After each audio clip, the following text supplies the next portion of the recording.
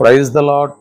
మన రక్షకుడును ప్రభు అయిన యేసుక్రీస్తు నామములో మీ అందరికీ ప్రభు పేరిట వందనాలు తెలియజేస్తున్నాను. అందరికీ వందనాలండి. దేవుని మహాకృపను బట్టి ఈ ఉదయకాల సమయంలో మరొకసారి దేవుని వాక్యాన్ని మీతో కలిసి పంచుకోవడానికి పరిశుద్ధాత్మ దేవుడు నాకు ఇచ్చిన మంచి సమయాన్ని బట్టి ప్రభువుకి నేను స్తోత్రం తెలియజేస్తా ఉన్నాను. దేవుని బిడ్డలారా, అందరూ ఆరోగ్యంగా ఉన్నారండి. దేవుని మహాకృపను బట్టి మీరు మీ కుటుంబం అంతా ఆరోగ్యంగా ఉండాలని దేవుని సన్నిధిలో ప్రతిరోజు మీ కొరకే నేను ప్రార్థన చేస్తున్నాను. మీరు కూడా ప్రార్థన చేసుకోండి. ఖచ్చితంగా పరిశుద్ధాత్మ దేవుడు మన అందరి జీవితాల్లో అద్భుతాలు చేసి ముందుకు నడిపిస్తాడు. రైట్, మంచిది. ఈరోజు దేవుని వాక్యంలో నుండి కొన్ని విశేషమైనటువంటి మాటలు మనం నేర్చుకుందాం. కీర్తనల గ్రంథము నుండి 53వ అధ్యాయము 1వ వచనాన్ని ఒకసారి జ్ఞాపకం చేసుకుందాం.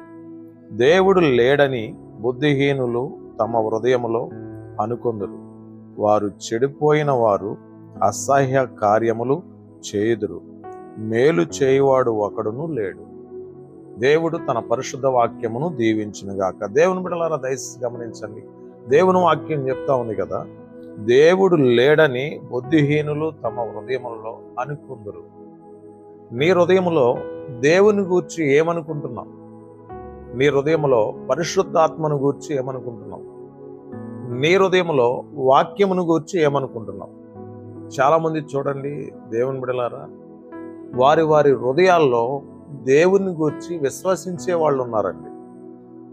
దేవునిని గూర్చి నమ్మి ప్రభు రాజ్యము కొరకే సిద్ధపడే వాళ్ళు చాలా మంది ఉన్నారు. దేవుని బిడ్డలారా, దేవునికి వ్యతిరేకమైన వారు ఎవరండి? వాక్యానికి వ్యతిరేకమైన వారు ఎవరు?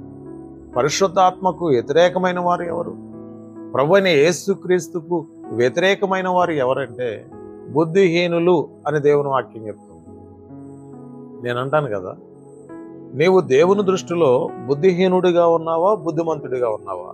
ఒకసారి నిన్ను నీవు పరిశీలన చేసుకోవాల్సినటువంటి అవసరం ఉంది. దేవుని వాక్యం చెప్తుంది కదా, బుద్ధిహీనులు తమ హృదయములో దేవుడు లేడని అనుకుంటారు అని దేవుని వాక్యం అంటుంది. దేవుని గూర్చి ఏ రీతిగా నీ హృదయంలో అవిశ్వాసాన్ని రానియవద్దు. దేవుడు ఉన్నవాడు, అనువాడై ఉన్నాడు. ఆయన నా జీవితాల్లో అద్భుతాలు చేయగలిగినటువంటి దేవుడు. బైబిల్లో మనం చూడగలం కదా, 10 మంది కన్యకలు బైబిల్లో మనకు కనిపిస్తూ ఉంటారు. దేవుని వాక్యం చెప్తుంది 5 బుద్ధిమంతులు, 5 బుద్ధిహీనులు అని దేవుని వాక్యం అంటుంది.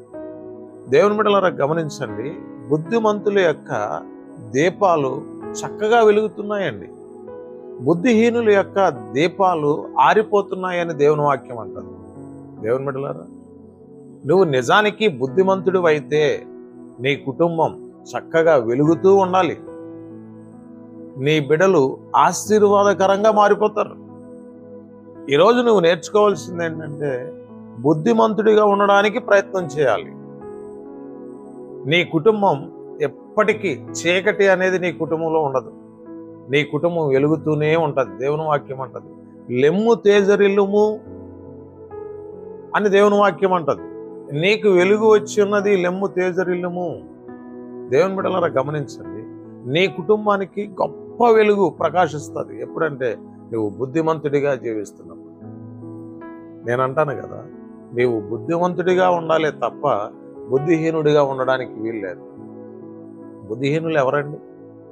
దుర్మార్గులు, దుష్టులు, అసహ్య కార్యాలు చేసేవాళ్ళు, లోక సంబంధంగా జీవించేవాళ్ళు. వీళ్ళందరూ కూడా ఎవరండి అంటే బుద్ధిహీనులండి. ఈరోజు విమర్శించడానికి ఈ మాటలు నేను చెప్పట్లేదు, కానీ దేవుని దృష్టిలో మనం ఎలా ఉండాలి అని అంటే, బుద్ధిమంతులుగా ఉండడానికి మనం ప్రయత్నం చేస్తే ఖచ్చితంగా మన కుటుంబాలను ఆశీర్వదిస్తాడు దేవుడు. ఈ ఉదయకాల సమయంలో దేవుని వాక్యం వింటున్నావు కదా, నీవు నీ కుటుంబం బుద్ధిమంతులుగా ఉండి దేవుని రాజ్యానికి వారసులు అవడానికి సిద్ధపడండి. ఖచ్చితంగా ప్రభు మిమ్మల్ని ఆశీర్వదిస్తాడు. మీ అందరి కోసం నేను ప్రార్థన చేస్తున్నాను. ప్రార్థన చేసుకుందాం. తలలో వంచండి. మహాపరిశుద్ధుడైన తండ్రి, మీ పరిశుద్ధమైన, ఉన్నతమైన, శ్రేష్టమైన గణనామానికి వందనాలు, స్తోత్రాలు తెలియజేస్తున్నాం. ఈ ఉదయకాల సమయంలో ఎంతమంది అయితే నీ వాక్య సందేశాన్ని వింటున్నారో మా బిడ్డలందరినీ మీరు దీవించండి.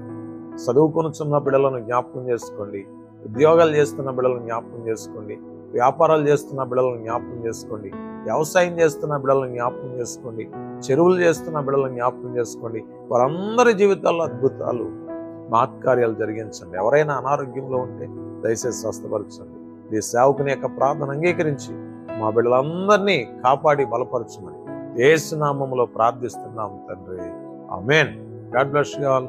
మీ అందరికీ ప్రభు పేరిట వందనాలు తెలియజేస్తున్నాను.